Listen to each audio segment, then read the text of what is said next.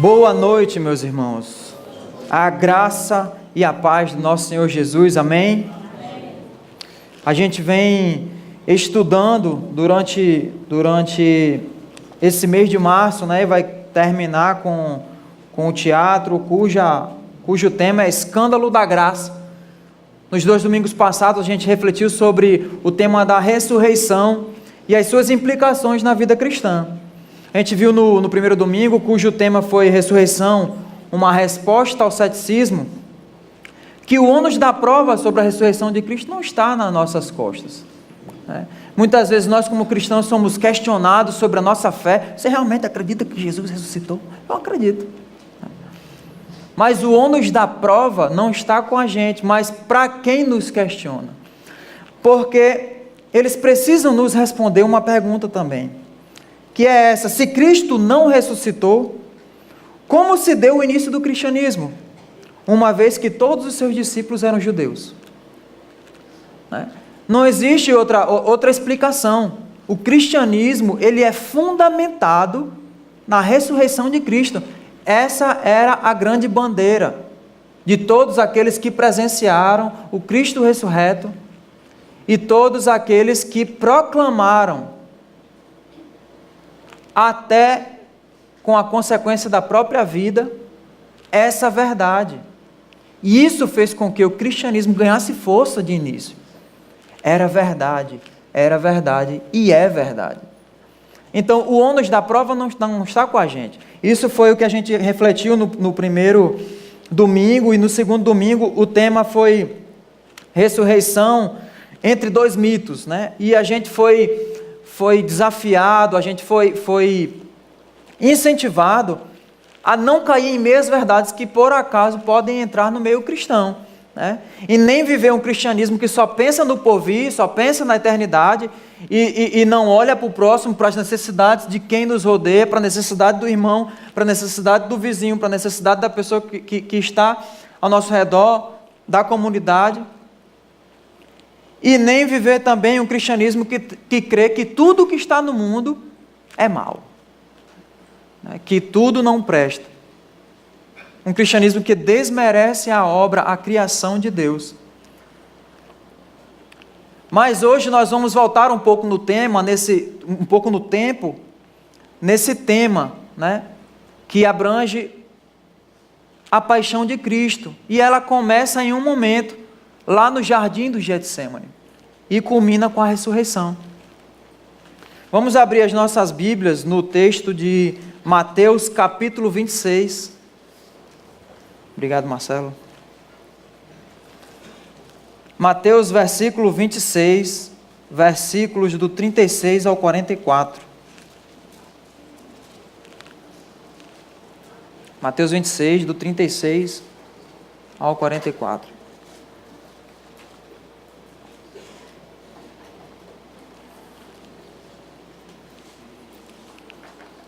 Amém? Diz assim a palavra de Deus. Mateus 26, do 36 ao 44. Então Jesus foi com os seus discípulos a um lugar chamado Getsemane e lhes disse: sentem-se aqui enquanto vou ali orar. Levando consigo Pedro e os 2 filhos de Zebedeu, começou a entristecer-se e angustiar-se. Disse-lhes então: a minha alma está profundamente triste, numa tristeza mortal. Fiquem aqui e vigiem comigo. Indo um pouco mais adiante, prostrou-se com o rosto em terra e orou: meu Pai, se for possível, afasta de mim este cálice. Contudo, não seja como eu quero, mas sim como tu queres. Depois voltou aos seus discípulos e os encontrou dormindo. Vocês não puderam vigiar comigo nem por 1 hora? Perguntou ele a Pedro. Vigiem e orem para que não caiam em tentação. O espírito está pronto, mas a carne é fraca. E retirou-se outra vez para orar. Meu Pai, se não for possível afastar de mim este cálice, sem que eu o beba, faça-se a tua vontade. Quando voltou, de novo os encontrou dormindo, porque os seus olhos estavam pesados. Então os deixou novamente e orou pela 3ª vez, dizendo as mesmas palavras. Vamos orar? Pai querido, nos ajuda a compreender, Senhor, as Tuas Escrituras, nos ajuda a compreender esse texto, Senhor, e saber, Senhor, o que Tu queres que a gente aplique às nossas vidas, o que Tu queres que a gente aprenda sobre a Tua graça, que é escandalosa. Senhor, nos ajuda a praticar o que a Tua palavra nos ensina, nos ajuda a viver diariamente baseados na Tua palavra. É isso que nós te pedimos e te agradecemos em nome de Jesus. Amém.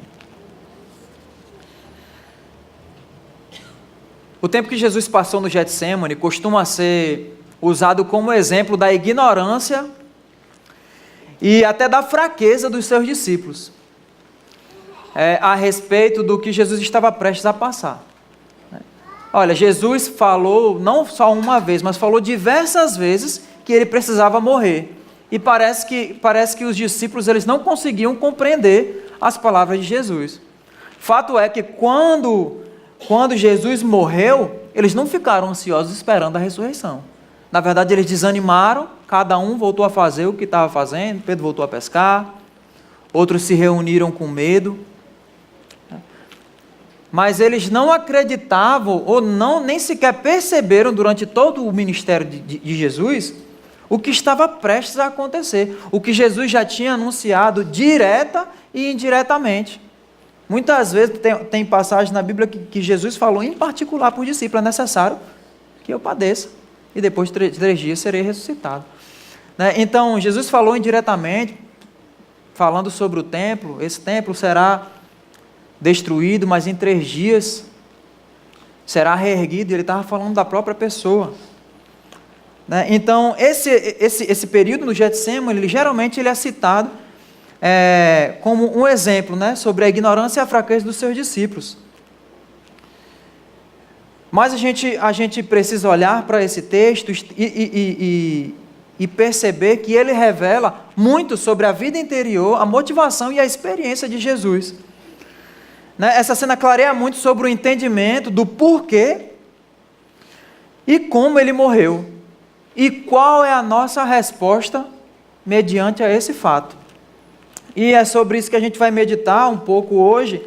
E para que a gente tenha uma ideia completa sobre esses acontecimentos, a gente precisa estar olhando nos relatos dos 3 evangelhos sinóticos, Mateus, Marcos e Lucas.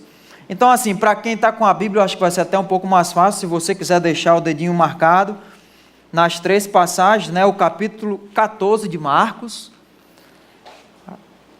e o capítulo 22 de Lucas. Serão textos que uma hora ou outra aqui eu vou citar, e você, se quiser, pode estar verificando e acompanhando. Mas são os 3 textos que são muito similares a respeito desse tempo de Jesus no Monte das Oliveiras, no jardim do Getsemane. Alguns deles têm alguns detalhes que Mateus não relata, mas o nosso texto que a gente vai usar vai ser o texto de Mateus. Vou começar aqui, vou reler do 36 ao 38. Diz assim: então Jesus foi com seus discípulos para um lugar chamado Getsemane e lhes disse: sentem-se aqui enquanto vou ali orar. Levando consigo Pedro e os 2 filhos de Zebedeu, começou a entristecer-se e angustiar-se. Disse-lhes então: a minha alma está profundamente triste, numa tristeza mortal. Mateus, Marcos e Lucas relatam que Jesus sofreu de uma forma muito intensa. Ele sofreu uma dor tão forte que ele achava que ia morrer. Era um sofrimento muito grande, E ele diz no versículo 38, numa tristeza mortal. Jesus estava experimentando ali uma dor interna e mental tão forte que ele achava que ele ia causar a morte dele ali mesmo, uma sensação de morte. E no versículo 37, a gente percebe que ele foi surpreendido por esse sentimento. Não foi algo que ele já vinha sentindo e de repente foi aumentando e aumentando. No versículo 37 diz que, levando consigo Pedro e os 2 filhos de Zebedeu, ele começou a entristecer-se e angustiar-se. Naquele momento, Jesus estava indo em direção ao monte orar quando ele começou a sentir essa agonia, esse sentimento tão forte, né? Em Marcos, no versículo 33 do capítulo 14, ele usa um termo grego, ektambestai é o termo, que significa ser transportado para um intenso estado emocional devido a algo que causa grande surpresa ou perplexidade. E aí a gente já começa a olhar para esse texto de uma maneira diferente. Rapaz, Jesus ele foi surpreendido por esse sentimento, ele não estava preparado para isso. Imagina uma cena, para vocês terem mais ou menos em mente o que é ser surpreendido por uma tristeza tão forte, um sentimento tão forte. Imagina que você está caminhando, voltando para casa, saindo de casa, enfim. E quando você dobra uma esquina, você se depara com um acidente muito forte ali, com um pedaço de corpo para um lado, e ali você já fica chocado, e quando você se aproxima, você percebe que é alguém que você ama muito. Imagina qual é o sentimento que vai cair sobre você, de desespero, um sentimento profundo, que você não estava esperando de maneira alguma, né? Então, assim, é mais ou menos o que Jesus sentiu, não esse sentimento de ser surpreendido por esse acontecimento, mas um sentimento que ele não estava esperando.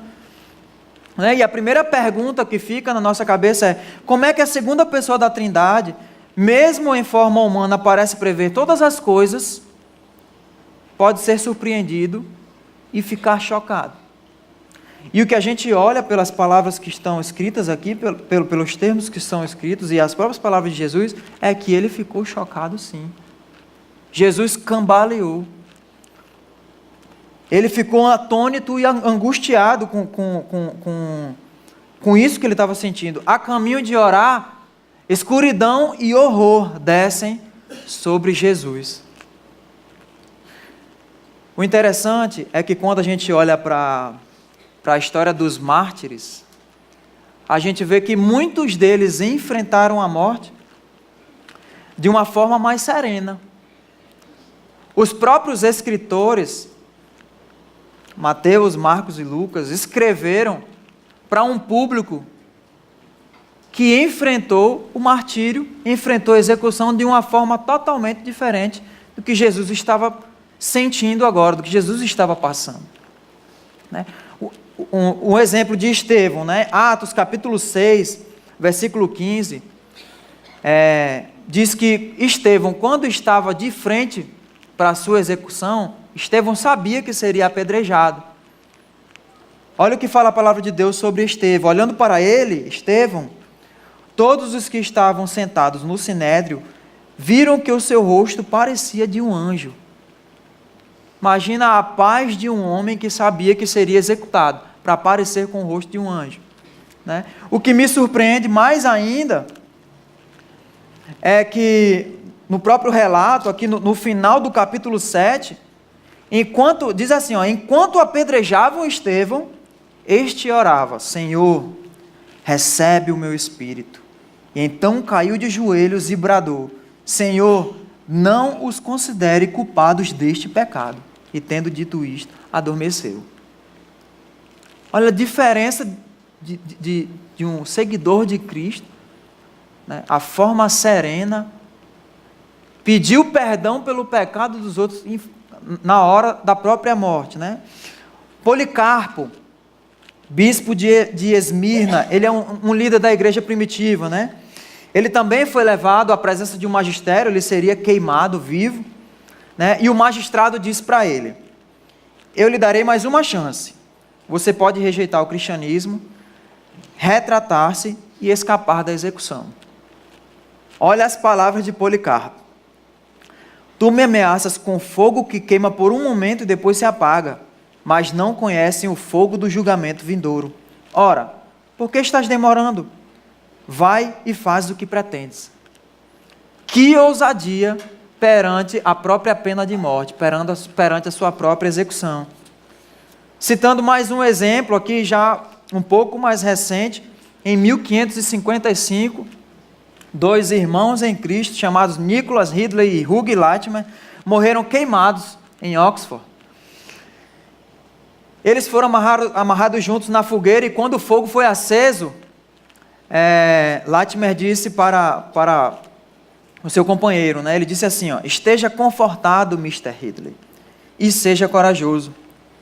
Neste dia, nós acenderemos na Inglaterra uma vela que para a graça de Deus, jamais se apagará. Isso é uma convicção. A gente percebe que as pessoas que enfrentaram a morte, sendo seguidoras de Cristo, enfrentaram de uma maneira totalmente diferente de como Jesus estava passando, né? E qual o motivo da magnitude da agonia e do pavor de Jesus frente à própria morte? A resposta: a sua morte era diferente da que qualquer pessoa já tinha morrido ou que ainda enfrentaria. Vamos continuar com o texto? A partir do versículo 39, diz assim: indo um pouco mais adiante, Jesus prostrou-se com o rosto em terra e orou: meu Pai, se for possível, afasta de mim este cálice. Contudo, não seja como eu quero, mas sim como tu queres. Depois voltou aos seus discípulos e os encontrou dormindo. Vocês não puderam vigiar comigo nem por uma hora? Perguntou ele a Pedro. Vigiem e orem para que não caiam em tentação. O espírito está pronto, mas a carne é fraca. E retirou-se outra vez para orar. Meu Pai, se não for possível afastar de mim esse cálice sem que eu beba, faça-se a tua vontade. E quando voltou de novo, encontrou-os dormindo, porque os seus olhos estavam pesados. E então os deixou novamente e orou pela terceira vez, dizendo as mesmas palavras.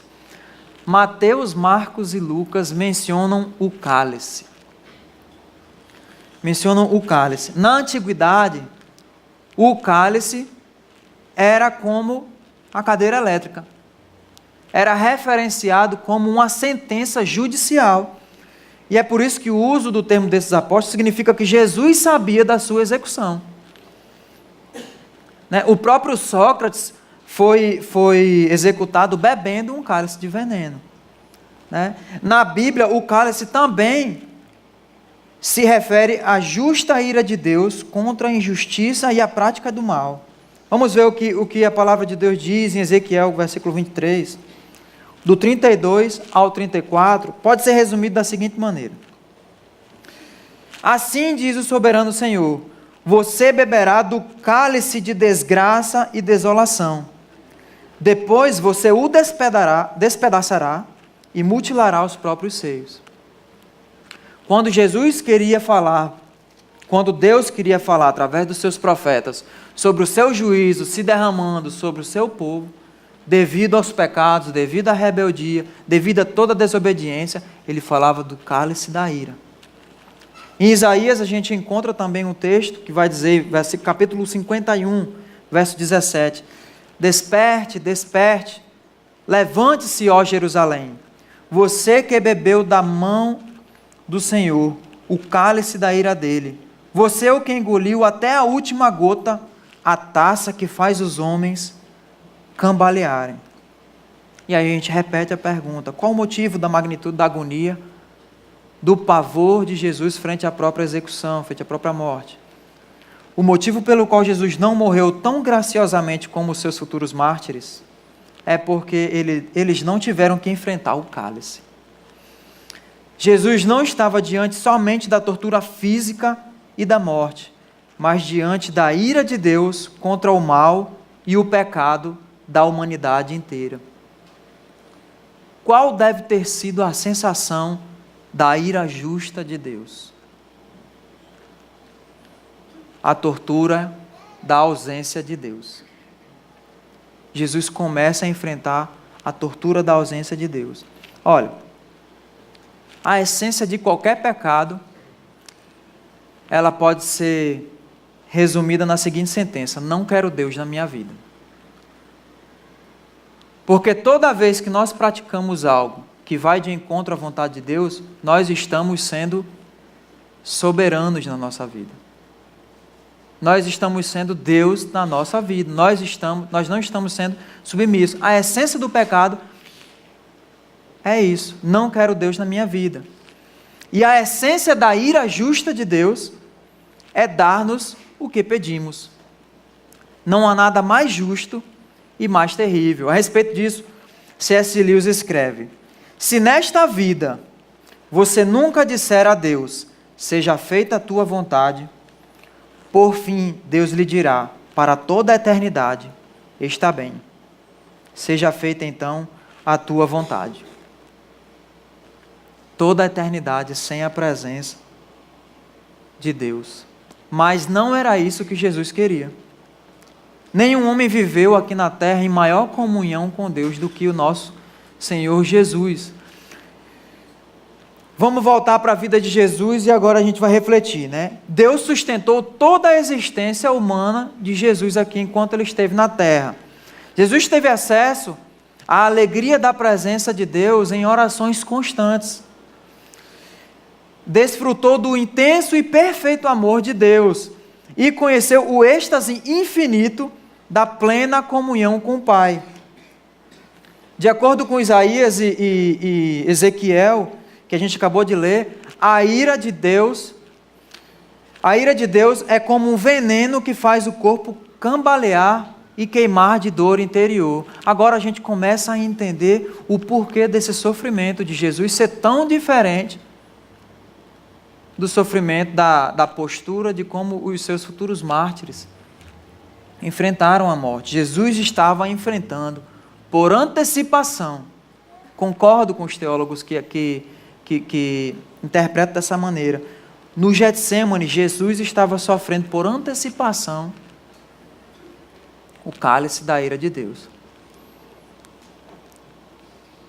Imagina o ser humano. Jesus, ele também era humano, né? E ele desfrutava dessa presença como nenhum de nós vamos conseguir. Mas de repente Jesus ora e o que ele tem como resposta é silêncio. Sem Pai, sem comunhão, sem presença. Inferno em vez de céu se abre sobre o olhar de Cristo. Se a gente for refletir, vamos comparar. Se você perdesse o amor de um amigo, isso já é doído, né? Mas imagina se você perdesse o amor do seu filho ou do seu cônjuge. Dói muito mais. Por quê? Porque quanto mais tempo, mais relacionamento e mais intimidade nós desenvolvemos com uma pessoa, maior é a dor da perda do seu amor. Mas se eu for comparar o amor que eu tenho pela minha esposa, que ela tem por mim, o amor da minha filha por mim, a diferença entre esse amor e o amor de Jesus, o amor relacional de Jesus com o Pai, é como comparar um grão de areia com a areia do deserto, com toda a areia do deserto. Então, a dor que Jesus estava sentindo, a gente nem consegue mensurar. A dor da perda do amor de Deus, a dor da perda desta comunhão. E ainda tem um agravante, além da ausência da dor, também a presença da ira de Deus. Né? E quanto pesa o poder dessa ira? Se a gente for refletir, Deus é onipotente. Quanto será que pesa a potência da onipotência de Deus sendo manifestada em ira em cima de Jesus? Era isso que ele estava sentindo. É isso que ele estava sentindo. E por que é tão importante que ele experimentasse essa prova com tanta intensidade agora? Porque Jesus tinha que passar por isso antes de enfrentar a morte. Existe dois termos que são utilizados quando se vai falar sobre a obediência de Jesus Cristo. Os teólogos falam sobre a obediência ativa e a obediência passiva, né? A obediência passiva de Jesus é quando Jesus tomou sobre si a punição que nós deveríamos tomar. Quando Jesus morreu a morte que eu e você deveria morrer. Mas existe também a obediência ativa, que Jesus, ele viveu a vida que eu e você deveríamos viver.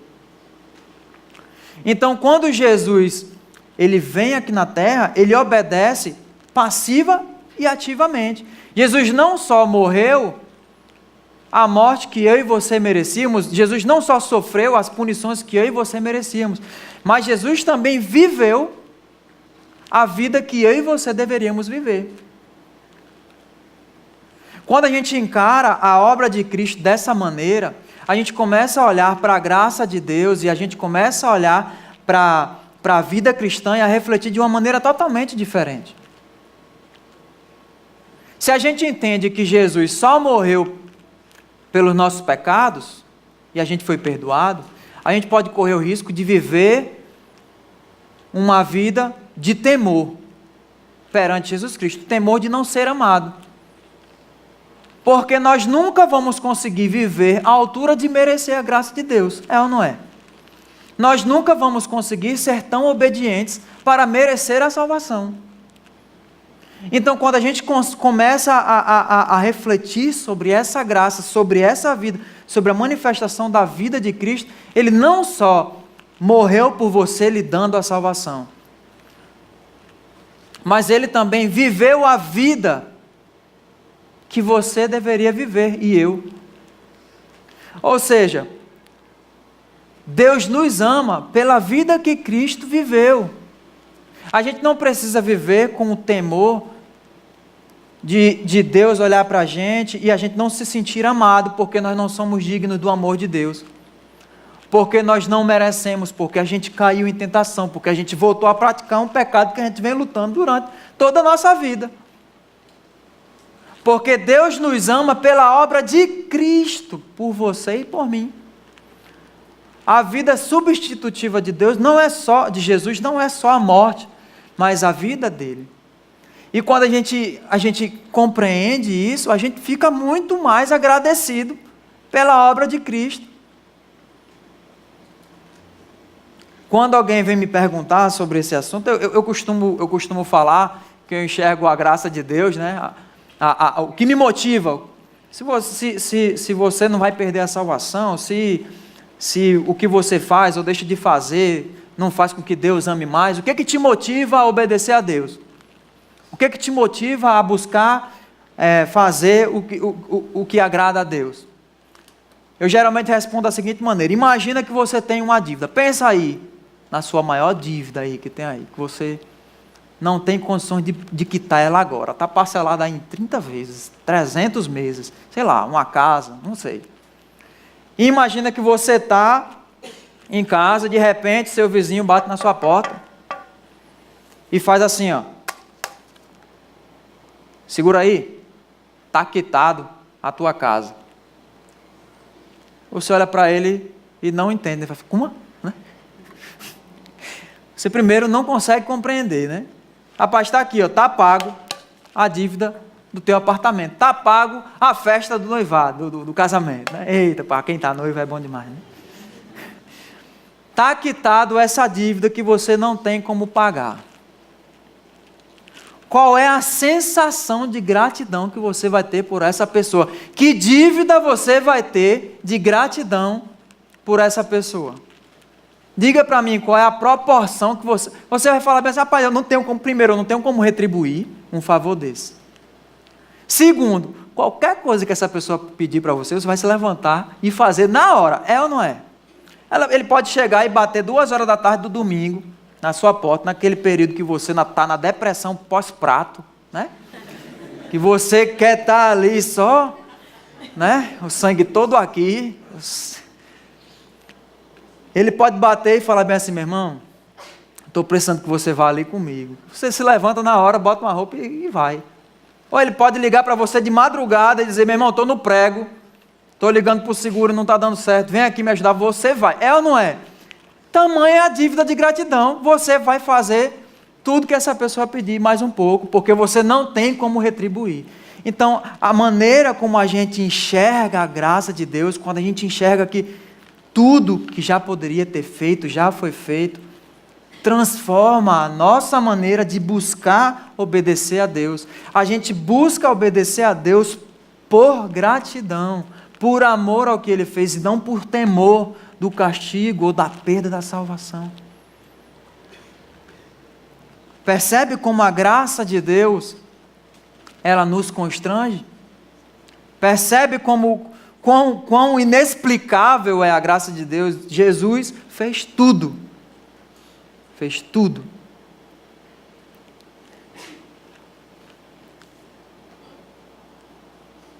Ninguém jamais amou a Deus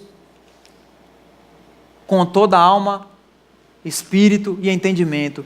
E ninguém jamais amou ao próximo um amor sacrificial como Jesus. Então não adianta, você não vai conseguir fazer isso. Jesus já fez tudo, né?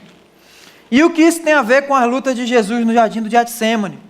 Ali não foi apenas o começo da sua obediência passiva para morrer em nosso lugar? Não, foi mais que isso. Foi bem mais que isso. Uma coisa é a gente saber de algo de forma cognitiva, saber. E outra coisa é você ter experimentado aquilo. Uma coisa é você saber que o passeio de buggy é legal, outra coisa é você ter feito um passeio de buggy. Jesus, até este momento, ele sabia que ia passar pelo sofrimento, Jesus sabia que ia morrer. Mas a partir desse momento, ele começou a experimentar a dor da ira de Deus sobre a vida dele. Jesus começou a sentir de forma experimental. Não estava mais só no saber, né? E por que isso era tão importante? Jonathan Edwards, ele fala no seu sermão A Agonia de Cristo da seguinte maneira: foi a primeira vez que Cristo teve uma visão plena da dificuldade envolvida na ordem que recebera. Ela lhe pareceu tão enorme a ponto de provocar suor de sangue. Quando Jesus vai para a cruz por nós, ele vai com conhecimento vívido. Ele já tinha passado pela dor, que saberia que ia passar novamente, com muito mais intensidade. E mesmo assim, ele prossegue. Mesmo assim, ele continua. Mesmo assim, ele ora: seja feita a tua vontade. Jonathan Edwards continua o sermão e diz assim, se Jesus Cristo não tivesse pleno conhecimento do cálice antes de tomá-lo e dele beber, não teria sido um ato seu como ser humano. Mas quando bebeu do cálice, sabendo o que fazia, o seu amor por nós foi infinitamente mais maravilhoso e sua obediência a Deus infinitamente mais perfeita. É como se Deus olhasse para ele e diz bem assim, olhasse para Jesus e diz: ou eles perecem, ou você perece. Ou essas pessoas que estão aqui dormindo, no momento que você mais precisa de apoio, vai padecer, ou você vai padecer. O seu amor por eles e por mim é tão grande a ponto de você querer tomar esse cálice? E Jesus, ao invés de sair correndo e olhar para o lado e dizer: rapaz, eles não merecem como nós não merecemos, Jesus se ajoelha perante o Pai e diz: seja feita a tua vontade. Mesmo em meio à dor, à angústia e ao sofrimento, ele obedeceu ao Pai. Sobre isso, Timothy Keller afirma: não basta afirmar que este foi o maior ato de amor da história. Foi também o ato mais assombroso e perfeito de obediência a Deus. Olha, no início da história, a gente também tem um jardim e uma árvore e uma ordem. Existe o jardim do Éden e uma árvore e Deus dá uma ordem para Adão. E Deus diz: me obedeçam e vocês serão abençoados. Mas Adão desobedece. Aqui com Jesus existe outro jardim, o jardim do Getsemane, outra árvore, representada pela cruz, pelo madeiro, e uma segunda ordem. Só que essa ordem é diferente da primeira. Deus diz: me obedeça e você será amaldiçoado. Me obedeça e eu vou manifestar a minha ira sobre a tua vida. Me obedeça e eu vou te desamparar. E Jesus obedece. 2 jardins, 2 árvores e 2 ordens. E o que a gente vê é que mesmo numa situação, mesmo que o homem esteja na melhor das situações, como Adão estava, sem presença de doença, de dor, nós temos essa inclinação para o pecado. Mesmo na melhor das possibilidades, o homem ainda pecou. E Jesus, mesmo diante do pior momento de sofrimento que ele enfrentou, ele obedeceu. Tem um poeta chamado George Herbert, que ele escreveu um poema em referência à cruz como árvore. Ele diz assim, ó, vós que passai, vinde ver. O homem roubou o fruto, mas eu devo subir na árvore. A árvore da vida para todos, menos para mim. Já houve dor como a minha? Jesus não apenas sofreu a morte que nós deveríamos morrer. Ele também viveu a vida que nós deveríamos ter vivido. E com isso nós não somente obtemos os benefícios da sua morte, como também recebemos os benefícios da sua vida. E que diferença isso faz para nós? Como nos ajuda o fato de vermos Jesus sofrer algo que nós nunca experimentaremos? A gente tem pelo menos 3 aplicações para a nossa vida sobre esse momento. Primeiro, Jesus é um modelo de integridade. Jesus estava ali no escuro, sozinho, os discípulos estavam dormindo. Ele estava diante da ordem mais difícil que ele tinha para obedecer. E Jesus foi íntegro e obedeceu. Obedeceu da mesma maneira como ele agiria na presença dos discípulos ou na frente de uma multidão. Jesus é um modelo de integridade. E a gente tem que fazer essa pergunta para a gente, né? Será que a gente tem sido a mesma pessoa no escuro e na claridade? Será que nós somos a mesma pessoa no particular e no privado? Ou será que a gente vive uma vida dupla, né? Com essa pergunta a gente já começa a refletir que nós precisamos mesmo da graça na nossa vida.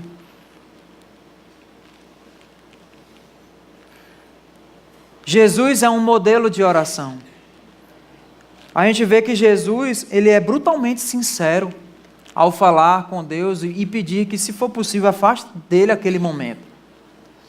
Jesus estava sentindo uma agonia muito forte e ele pede a Deus: se for possível, afasta de mim esse cálice. Mas ao mesmo tempo ele é profundamente submisso, completamente submisso. Ele termina a oração dizendo: não seja feita a minha vontade, mas a tua. O propósito básico da oração não é sujeitar a vontade de Deus à minha, mas moldar a minha vontade à dele. É por isso que nós precisamos manter um relacionamento com Deus em oração. Se você ainda faz a pergunta: para que eu vou orar se Deus já sabe de tudo, né? Você precisa orar porque, primeiro, Jesus foi um exemplo de oração. Jesus, sendo Deus, ele orava, quanto mais a gente. E segundo, para que os nossos desejos, os nossos anseios sejam moldados à vontade de Deus. E terceiro, Jesus é um modelo de relacionamento com as pessoas. A gente vê no versículo 40, Jesus volta daquele momento de pavor, daquele momento de sofrimento que ele estava tendo, aquele momento de angústia, e encontra os discípulos dormindo. E ele diz: vocês não puderam vigiar comigo nem por 1 hora? Imagine o peso que estava sobre as costas de Jesus nesse momento, e ele escolheu 3, os mais chegados, para passar com ele por essa fase. E ele leva esses 3 para pelo menos eles estarem ali clamando por Jesus, eles estarem ali intercedendo pelo sofrimento que ele estava passando. E quando ele chega naquele momento, ele está só, ele se sente desamparado. O que Jesus faz? Joga na cara? Olha, eu fiz isso por você, não sei o que não. Jesus continua e ele diz o seguinte: o espírito está pronto, mas a carne é fraca. Jesus reconhece a fragilidade e a debilidade dos seus discípulos. Jesus reconhece que eles estavam profundamente cansados e não estavam conseguindo orar, não estavam conseguindo se manter alerta. No versículo 43, diz aqui, porque os seus olhos estavam pesados.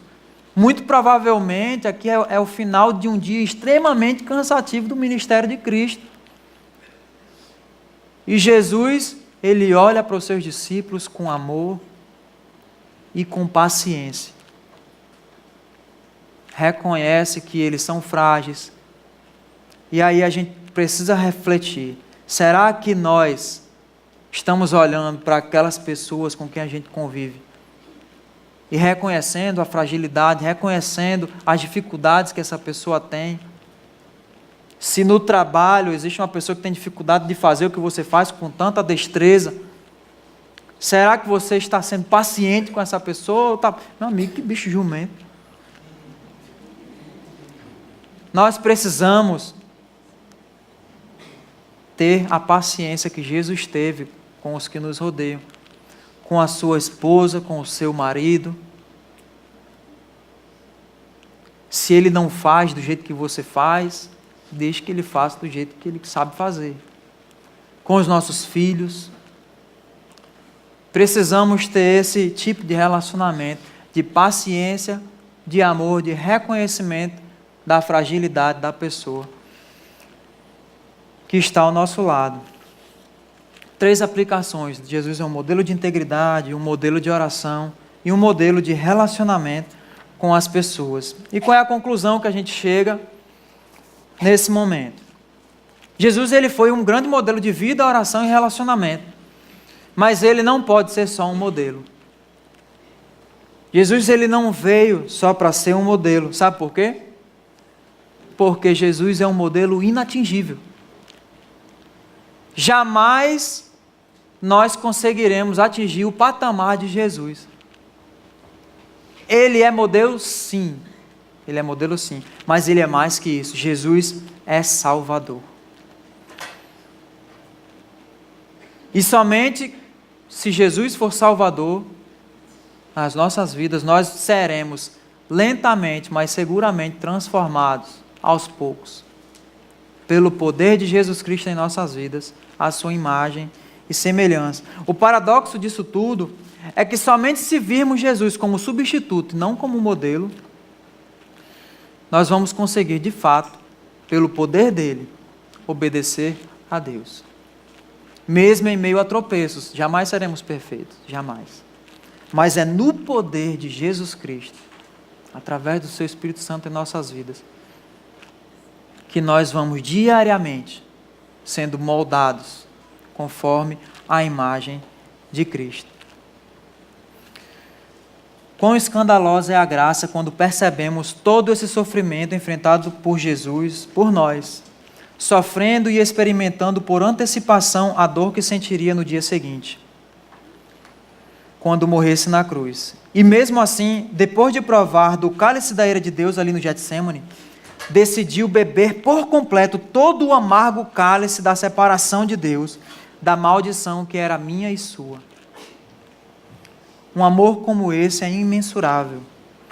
Maravilhosa graça por ter vivido a vida que deveríamos viver. Incompreensível graça por ter morrido a nossa morte.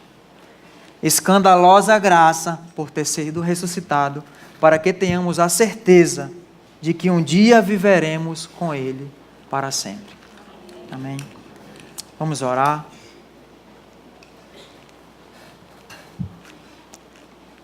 Pai querido, te agradecemos, Senhor, te agradecemos pela Tua obra, te agradecemos porque Tu enviou o Teu Filho para morrer por nós. Quão doloroso deve ter sido, Senhor, sacrificar o teu filho para pessoas como eu, pessoas como nós. Muito obrigado, Jesus, pela tua obra, Senhor, por não ter desistido de nós, por ter enfrentado todo o cálice da ira de Deus por nós em nosso lugar, por ter vivido a vida que nós devemos viver e deveríamos viver, por morrer por nós e por pagar por nossos pecados. Não temos como agradecer, isso que tu fez por nós, tu fizeste por nós. Senhor, nos ajuda, Senhor, como gratidão, a buscar fazer a tua vontade, a buscar te agradar, isso de forma alegre, nos ajuda a te buscar a cada dia, nos ajuda a orar. Senhor, nos ajuda a colocar em prática essas 3 coisas que nós aprendemos hoje. Nos ajuda a ser íntegro como tu fostes. Nos ajuda a orar de maneira aberta, declarando o que sentimos ao Pai, mas também reconhecendo a soberania dele nas nossas vidas. Nos ajuda com os nossos relacionamentos, Senhor. Nos ajuda a termos paciência com as pessoas que estão perto da gente, aquelas pessoas que muitas vezes a gente fere com as palavras. Nos ajuda, Senhor. Nos capacita com o poder do Teu Espírito. Muito obrigado, Espírito Santo, por habitar nos nossos corações e nos incomodar quando a gente tropeça e nos consolar, sabendo que Deus continua nos amando, porque Ele nos ama não pelo que a gente faz, mas pela obra que Cristo já fez por nós. Senhor, nos ajuda a manifestar essa graça escandalosa, essa graça incompreensível, onde nós estivermos, Senhor, no trabalho, em casa, na rua, no trânsito. Nos ajuda a sermos agentes de graça para as pessoas que nos rodeiam, na comunidade que rodeia essa igreja. Nos ajuda, Senhor, a olhar com graça para os que estão ao nosso redor, seguindo o Teu exemplo. É em nome do Teu Filho amado Jesus que nós oramos e Te agradecemos por essa graça abundante, graça sobre graça, que está sobre as nossas vidas. É em nome do Teu Filho amado Jesus. Amém.